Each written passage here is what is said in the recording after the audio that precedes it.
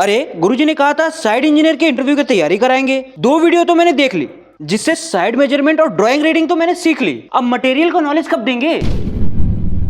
हाँ भाई, मुझे पता है कि आप साइट इंजीनियर इंटरव्यू की तैयारी कर रहे हो और उस तैयारी के लिए जो 2 वीडियो मैंने दे चुका हूं, ड्राइंग रीडिंग का और साइट मेजरमेंट का, आप लोगों ने पढ़ लिया है ना? अगर नहीं पढ़ा है तो डिस्क्रिप्शन में लिंक प्रोवाइड किया हूं। आज बात करेंगे एक ऐसे पार्ट की कि इंटरव्यू की तैयारी के दौरान सबसे ज्यादा सवाल आ जाते हैं, जो कि है कंस्ट्रक्शन के मटेरियल से। देखिए, जब जब मटेरियल खराब होगा आपके कंस्ट्रक्शन की क्वालिटी उतना ही ज्यादा डाउन होगी, क्योंकि एक अच्छा कॉन्फिडेंट इंजीनियर तब बनता है जब उसका मटेरियल सही हो। तो मटेरियल सही से रिलेटेड क्या सवाल पूछे जाते हैं इंजीनियर से, आइए आज के वीडियो में इसी टॉपिक पर बात करेंगे।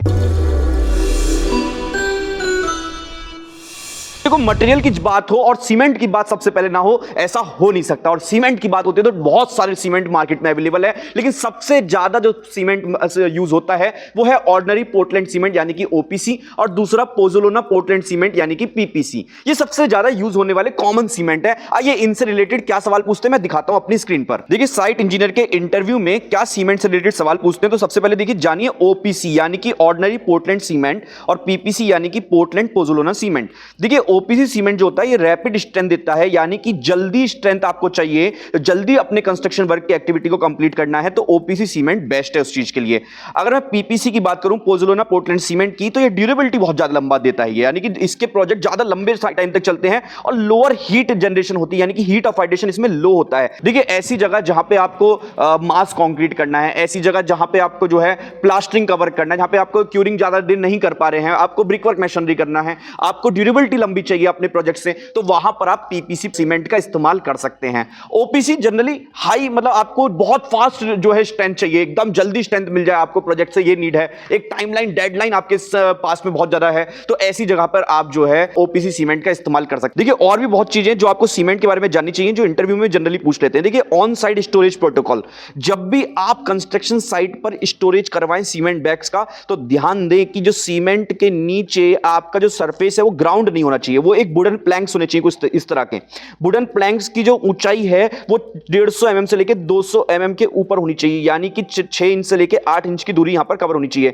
वॉल से कितनी दूरी कवर होनी चाहिए? 300 mm की मिनिमम दूरी आपकी कवर अप होनी चाहिए, इस बात का ध्यान देंगे। देखिए, वेयर हाउस का जब सेटिंग करते हैं तो यहां पर एक चीज का ध्यान दें कि एक बैग, ये जो हाइट है आपकी, ये 10 बैग से ज्यादा बड़ी हाइट ना हो, वरना क्या होगा, ज्यादा लोड लगने से नीचे वाला सीमेंट का बैग बहुत ज्यादा हार्ड हो जाता है, जिसके अंदर और ज्यादा लम्प्स क्रिएट होते हैं। तो इस तरीके से आप इसकी प्रॉपर स्टैकिंग करेंगे, this is called stacking of cement. इस बात का ध्यान दें जरूर जब भी आप इंटरव्यू में तैयारी कर रहे हैं इंटरव्यू की, जब भी आप जो है इंटरव्यूअर आपसे सवाल ऐसे पूछ सकता है। देखिए, बहुत सारे लोग बोलते हैं सर ऐसा तो सीमेंट बैग हमने रखा देखा ही नहीं है, हमने तो कुछ इस तरीके के सीमेंट बैग देखे हैं रखे हुए डायरेक्टली प्रोवाइड। देखो, क्या होता है क्या नहीं होता है, लेकिन सही क्या है यह जानना बहुत इंपॉर्टेंट है, क्योंकि सही आंसर वो इंटरव्यूअर आपसे सुनना चाहता है, इसलिए आपको भी सही आंसर वहां पर प्रोवाइड करना है कि क्या होना चाहिए। क्या होता है उसकी बात तो यार देखिए, वो तो जैसा चाहो वैसा कर लो, लेकिन सही क्या है हम उसकी बात करते हैं इन वीडियोस में। आइए देखिए कुछ और चीजें जो आपको जाननी चाहिए यहां पर। तो देखिए, कुछ वार्निंग मैं दे रहा हूं यहां पर। वार्निंग मतलब जो आपका सीमेंट है बेसिकली वो एक्सपायर्ड सीमेंट आपको यूज नहीं करना है। एक्सपायर्ड कब होता है? 90 दिन, यानी कि 3 महीने से ज्यादा का सीमेंट रहेगा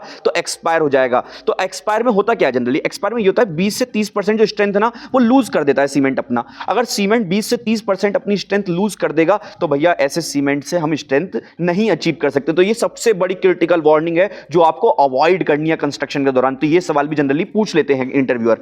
देखिए, अगर ऐसे सीमेंट का भी यूज करना पड़ रहा है दोबारा टेस्ट करे बिना, तो आप करना ही मत यूज। एक और बात इंपॉर्टेंट कि आपका जो सीमेंट बैग है यदि वो जो है किसी भी तरीके से फ्लोर पे या वॉल के कांटेक्ट में रहेगा तो डेफिनेटली उसमें जो ना मॉइस्चर एब्जॉर्प्शन हो जाएगा। और मॉइस्चर एब्जॉर्प्शन का मतलब है कि जो सीमेंट की प्रॉपर्टीज हैं वो यूजलेस हो जाएंगी, यानी कि वो काम करना बंद कर देंगी, यानी कि उनकी जो हीट ऑफ हाइड्रेशन प्रॉपर्टी वो भी डैमेज हो सकती है। एक और बात, जब भी आपका सीमेंट साइट पर आता है तो कुछ फील्ड टेस्ट वेरिफिकेशन होते हैं जो कि हमें कर लेने चाहिए। पहला है हैंड और आई टेस्ट। अब देखिए, हैंड और आई टेस्ट में क्या है कि आपको अंदर हाथ डाला तो एक कूल टच होना चाहिए, कूल टच। साथ में इसका जो कलर है वो ग्रीनिश ग्रे कलर टाइप का कलर होना चाहिए, ना तो ज्यादा ब्लैक हो ना ज्यादा सॉइल टाइप कलर हो, और साथ में लंप्स नहीं होने चाहिए, यानी कि इसमें किसी भी तरह की गुठली नहीं होनी चाहिए। अगर गुठली होगी तो डेफिनेटली ये सीमेंट आपका अब मॉइस्चर पकड़ लिया है, समझ जाना।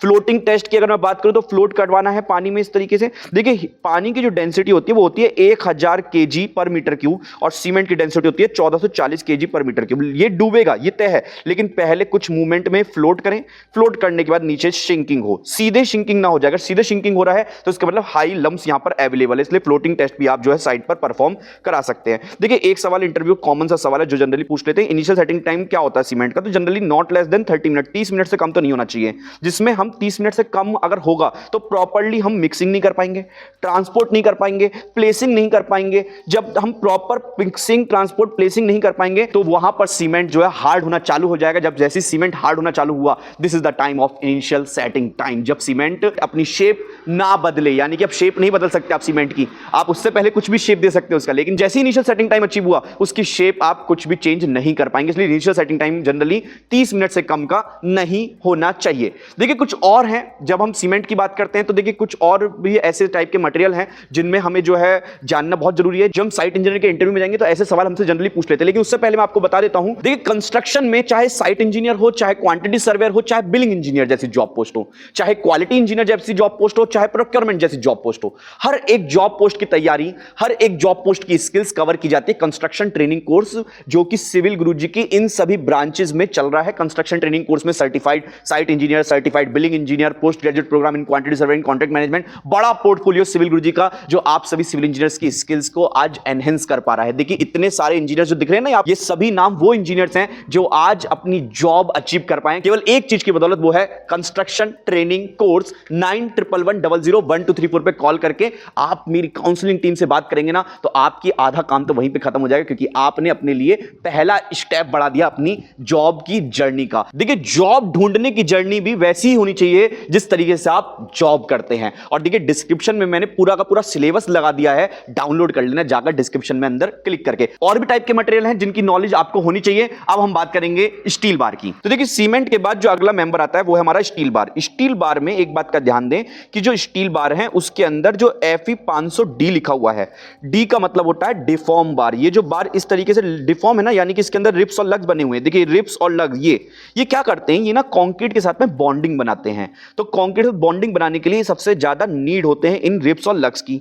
आपको एक बात का ध्यान देना चाहिए कि जब आप कोई भी बार एक्सेप्ट कर रहे हैं तो यहां पर देखो, एक तो किसी भी तरह का कोरोजन नहीं होना चाहिए सबसे पहला, लेकिन कोरोजन थोड़ा भी है, इतना है तो आप वार्निंग के साथ में इसको एक्सेप्ट कर सकते हैं। लेकिन आपका स्टील बार में कोरोजन बहुत ज्यादा हाई दिख रहा है, आपके स्टील बार में इस तरह से लोहा यानी कि ये जो है अलग से गिरता हुआ दिख रहा है, यानी कि स्केलिंग हो चुकी है यहां से, तो आपको ऐसे स्टील बार को बिल्कुल भी यूज नहीं करना चाहिए। पता है क्यों? क्योंकि जब ऐसे स्टील बार को आप अपने कंस्ट्रक्शन में यूज करते हैं तो पता क्या होता है कि ये रस्टिंग होने के कारण, साथ में बार की टेंसाइल स्ट्रेंथ कम होने के कारण ये कंक्रीट के साथ ना बॉन्डिंग बनाना छोड़ देते हैं। जैसे ही कंक्रीट के साथ बॉन्डिंग बनाना छोड़ा तो डेफिनेटली वहां से कंक्रीट की पकड़ खो देता है और वहां पे हमें हॉरिजॉन्टल क्रैक्स या वर्टिकल क्रैक्स देखने को मिलते हैं, और यही क्रैक कारण होता है आपके स्ट्रक्चर के फेलर होने का। इसलिए अपने स्टील बार को रस्ट फ्री रखने की जिम्मेदारी आप सभी सिविल इंजीनियर यानी कि साइट इंजीनियर्स की भी होती है। देखिए और भी टाइप के मटेरियल हैं जिनका नॉलेज और मैं कराऊंगा। अगला मटेरियल जो आएगा वो आएगा सैंड और एग्रीगेट। आइए देखते हैं। देखिए सैंड की बात की जाए तो सैंड में ना सबसे पहले एक बात का ध्यान देना है,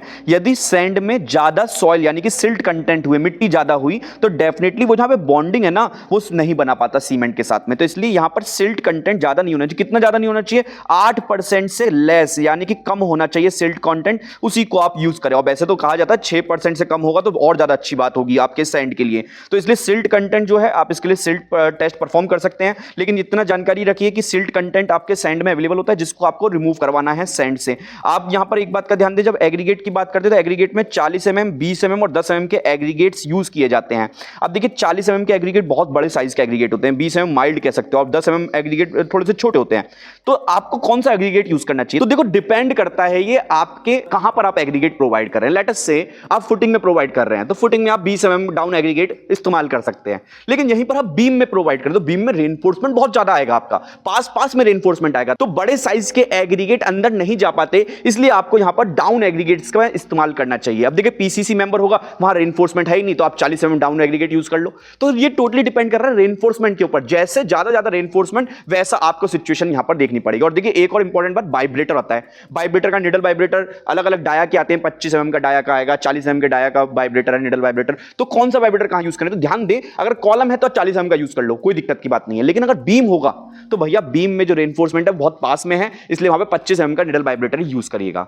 अब देखिए ब्रिक की बात करते हैं, ब्रिक भी एक मटेरियल है आपके साइट पर। तो ब्रिक ब्रिक की जब बात की जाती है तो ब्रिक में आपको ध्यान देना है कि जब आपके साइड पर ब्रिक आ रहा है तो आपको यह देखें कि उसका कलर मेटेलिक होना चाहिए, यानी कि मेटेलिक कलर का होना चाहिए। साउंड कराएं, यदि आपस में टकराएं तो साउंड एकदम मेटेलिक आए, इस बात का ध्यान देना है। जितना ज्यादा ब्रिक आपका येलोइश कलर में होगा, समझ जाना उतना वो पका नहीं है, यानी कि प्रॉपर्ली बर्न नहीं हुआ है, इस बात का ध्यान दें। जब ब्रिक की बात करते हैं साइज की एक बात की जाती है कि मॉडुलर ब्रिक होता है एक, और एक नॉन मॉडुलर ब्रिक होता है। देखो आईएस स्पेसिफाइड जो ब्रिक होंगी जिनका साइज 190 क्रॉस 90 क्रॉस 90 mm होगा, ऐसे ब्रिक अगर साइज अचीव रखते हैं तो ऐसे ब्रिक को आप मॉडुलर ब्रिक कहते हैं, जो कि आईएस स्टैंडर्ड साइज है।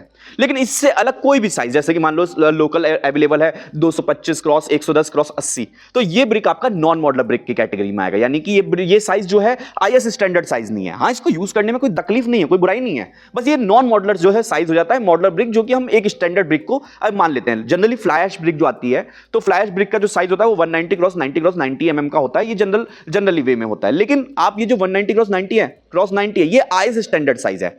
दूसरी बात, फ्लाई ऐश ब्रिक हो गया, रेड ब्रिक हो गया, इसके बाद होता है एक ब्लॉक मशीनरी। ब्लॉक मशीनरी यानी कि AAC block, autoclaved aerated concrete block, अभी बहुत सारे प्रोजेक्ट्स में यूज होना चालू हो गया है एएसी ब्लॉक। तो देखिए एएसी ब्लॉक की बात करूं तो ये बहुत ज्यादा लाइट वेट होते हैं, फॉर्म कंक्रीट से बने होते हैं, और इनको यूज करना चाहिए ऐसे फ्रेम स्ट्रक्चर में, जैसा कि आप मेरे पीछे देख रहे हैं, मैं एक फ्रेम स्ट्रक्चर में खड़ा हूं, ऐसे फ्रेम स्ट्रक्चर में आप यूज करेंगे तो बेनिफिशियल है। लेकिन अगर आप लोड बियरिंग स्ट्रक्चर, जहां सारा का सारा लोड ब्रिक वर्क पे आ रहा है, तो वहां पे आप फॉर्म कंक्रीट से बने हुए एएसी ब्लॉक का इस्तेमाल बिल्कुल ना करें। देखिए इनका जो पैसा दिया जाता है मार्केट से, तो एएसी ब्लॉक आते हैं क्यूबिक फीट में या क्यूबिक मीटर में, लेकिन जो आपके रेड ब्रिक और फ्लाई ऐश ब्रिक आप सबको जानते हैं वो आते हैं नंबर्स में, यानी कि एक का रेट 8 रुपए या 6 रुपए रेट होता है, तो उस हिसाब से आप पेमेंट करते हैं, क्योंकि वो इन्यूमरेटेड क्वांटिटी होती है। इन्यूमरेटेड क्वांटिटी क्या होती है, कमेंट बॉक्स में आप मुझे जरूर बताएं, और साथ में आपके जोन में रेड ब्रिक का रेट क्या चल रहा है वो भी आप मुझे कमेंट बॉक्स में जरूर बताएं। अब देखिए मटेरियल के नॉलेज में एक बात का नॉलेज और रख लो, दो तरीके के हम जो है मिक्स बनाते हैं। एक तो है हमारा कंक्रीट का मिक्स होता है, एक मोर्टार का मिक्स होता है।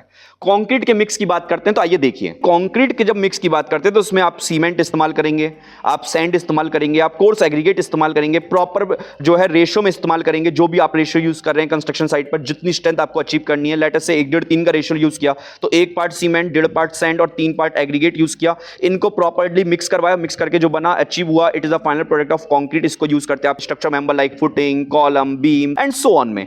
और देखिए एक बात का ध्यान दें, एक्स्ट्रा वाटर स्ट्रेंथ लॉसेस, ये इसका मतलब है ज्यादा पानी मिलाने से स्ट्रेंथ लॉस होगी, इसलिए ज्यादा पानी नहीं मिलाना है। पानी कितना मिलाना है ये मैं आगे की स्लाइड में आपको बताऊंगा कि पानी कितना होना चाहिए। लेकिन उससे पहले ये समझो कि अगर हम ब्रिक वर्क मशीनरी प्रोवाइड कर रहे हैं, यदि हम जो है प्लास्टरिंग वर्क प्रोवाइड कर रहे हैं, तो सीमेंट सैंड आप इस्तेमाल करें, इसकी मिक्सिंग कराएं पानी के साथ में, और जो बनेगा वो आपका मोर्टार बनेगा। अब देखिए यहां पर एक बात का ध्यान दें, सीमेंट का सेटिंग टाइम की बात करें तो भैया इनिशियल सेटिंग टाइम और final setting time. Initial setting time वो टाइम होता है जब सीमेंट हार्ड होना चालू होता है, फाइनल सेटिंग टाइम वो टाइम होता है जब सीमेंट एकदम हार्ड हो चुका है, पत्थर हो चुका है, अब आप कुछ नहीं कर सकते इसमें। एक्स्ट्रा वाटर मिलाने से आप जो है उसकी स्ट्रेंथ जो है वो खराब कर रहे हैं, तो इसलिए ध्यान दें जब आप वाटर मिलाने की बात कर रहे हैं तो यहां पर आपके मॉडरेट, सेवियर और माइल्ड सिचुएशन की कंडीशन दी हुई है आईएस कोड 456/2000 में। यदि आपका कंडीशन जो है माइल्ड सिचुएशन है, जहां आपके बारिश वगैरह का इंपैक्ट कुछ ज्यादा नहीं है खास और एकदम नेचुरल मौसम है, तो आप 0.55 का रेशो यहां पर अचीव करते हैं। अगर मॉडरेट है, बारिश भी हो रही है, सीसोर पास में, तो मॉडरेट अगर मौसम है 0.5, और सेवियर यानी कि कुछ ऐसी सिचुएशन दिख रही है तो 0.45 का आप जो है वाटर सीमेंट रेशो प्रोवाइड करते हैं। लेकिन एक बात का ध्यान दें, वाटर सीमेंट रेशो यानी कि weight of water divide by weight of cement से आप करते हैं, तब निकलता है वाटर सीमेंट रेशो आपका। देखिए वाटर कंटेंट यदि निकालना है तो वाटर सीमेंट रेशो की आप मल्टीप्लाई कर दो वेट ऑफ सीमेंट, कितना सीमेंट अवेलेबल है, इससे यदि आप मल्टीप्लाई कर देंगे तो आप वाटर कंटेंट निकाल पाएंगे, कितना वाटर कंटेंट अवेलेबल है। देखिए साइट इंजीनियर के इंटरव्यू के लिए एसेंशियल क्या है, no the workability increases do not equal to strength increase, यानी कि वर्केबिलिटी बढ़ेगी तो स्ट्रेंथ बढ़ेगी, ऐसा बिल्कुल भी नहीं है। ये एज अ साइट इंजीनियर आपको पता होना चाहिए। और देखो एक और इंपॉर्टेंट बात कि भाई ये जो अलग अलग रेशो हैं, ये अलग अलग जो नॉमिनल मिक्स की बात करते हैं हम या डिजाइन मिक्स की बात करते हैं, तो नॉमिनल मिक्स वो रेशो हैं जो आपको आईएस ने स्पेसिफाइड किए हैं, और डिजाइन मिक्स वो रेशो हैं जो आपको लैब से निकलेंगे, यानी कि लैब में हिट एंड ट्रायल मेथड करके स्ट्रेंथ को अचीव करवाया जाएगा, वो आपका जो है डिजाइन मिक्स होता है बेसिकली। अब देखिए कुछ क्वेश्चंस हैं जिनका आंसर आप मुझे कमेंट बॉक्स में देते जाइएगा, लेकिन एक बात समझ लो, एक अच्छा साइट इंजीनियर वो नहीं है जो पूछेगा ओपीसी बेस्ट है या पीपीसी बेस्ट है, वो कहेगा बताओ कहां यूज करना है, जहां यूज करना है उस सिचुएशन के हिसाब से ही सीमेंट का सिलेक्शन होता है। चलिए अब सबसे पहला सवाल जो मेरा आपसे पूछना है कि एज अ साइट इंजीनियर आप मुझे बताओ ओपीसी और पीपीसी में बेसिक डिफरेंस क्या होता है, कमेंट बॉक्स में बताइए आप मुझे। दूसरा सवाल जो आपसे मैं पूछ रहा हूं वो है as a site engineer OPC cement को आप कब प्रेफर करेंगे, इसका भी आंसर आप मुझे कमेंट बॉक्स में जरूर बताएं। लेकिन एक आंसर मैं आपको इसका प्रोवाइड कर देता हूं कि जब आप फॉर्मवर्क को जल्दी रिमूव करना चाहते हो, ऐसे प्रोजेक्ट में जहां पर स्लैब का अर्ली लोडिंग चाहिए आपको, यानी कि स्लैब को जल्दी खोलना है आपको और जल्दी इसकी स्ट्रेंथ चाहिए जिससे अगला हम जो है फ्लोर अचीव कर पाए, या टाइट प्रोजेक्ट की टाइमलाइन हो, शेड्यूलिंग बहुत टाइट है कि इतने ही दिन मिलेंगे बस, इससे ज्यादा टाइम नहीं मिल पाएगा, वहां पर हम ओपीसी को प्रैक्टिकली चॉइस करते हैं। इस तरीके का आंसर आपका इंटरव्यू के दौरान इंटरव्यू में होना चाहिए। नेक्स्ट सवाल जो मैं आपसे पूछ रहा हूं कि पीपीसी सीमेंट का यूज आप कहां रिकमेंड करते हैं, कमेंट बॉक्स में मुझे जरूर बताएं। नेक्स्ट क्वेश्चन है कि क्वालिटी और ड्यूरेबिलिटी के पॉइंट ऑफ व्यू से कौन सा सीमेंट बेटर है, ये मुझे जरूर बताएं कमेंट बॉक्स में। और एक लास्ट सवाल मैं आपसे पूछता हूं कि एज अ साइट इंजीनियर आपके साइट पर यदि सैंड आ गया तो आप उसकी स्टोरेज कैसे करवाएंगे और किन चीजों का आप ध्यान रखेंगे जब आप जो है सैंड का स्टोरेज करवाएंगे कंस्ट्रक्शन साइट पर। और देखिए, यदि आपको पूरा कंस्ट्रक्शन के बारे में पूरा डिटेल्ड में जानना है और डिटेल्ड में पढ़ना है और सीखना है, स्किल्स को एनहेंस करना है और साथ में सिविल गुरुजी के सर्टिफिकेशन की वैल्यू अचीव करनी है, तो कॉल कर लो 9111001234। सिलेबस का लिंक मैंने डिस्क्रिप्शन में दे दिया है। पिछले 2 वीडियोस आप लोग के लिए बनाए हुए थे मेजरमेंट से रिलेटेड और ड्राइंग रीडिंग से रिलेटेड, डिस्क्रिप्शन में वो भी अवेलेबल है। मिलते हैं नेक्स्ट वीडियो में, रेनफोर्समेंट और स्टील के बेसिक्स के बारे में और बीबीएस के बारे में बात करेंगे नेक्स्ट वीडियो में। तब तक के लिए सीखते रहो, इंटरव्यू की तैयारी करते रहो, क्योंकि तैयारी ऐसी होनी चाहिए कि पहला ही इंटरव्यू आपका क्रैक हो जाए। मिलते हैं नेक्स्ट वीडियो में, तब तक के लिए जय हिंद, जय भारत।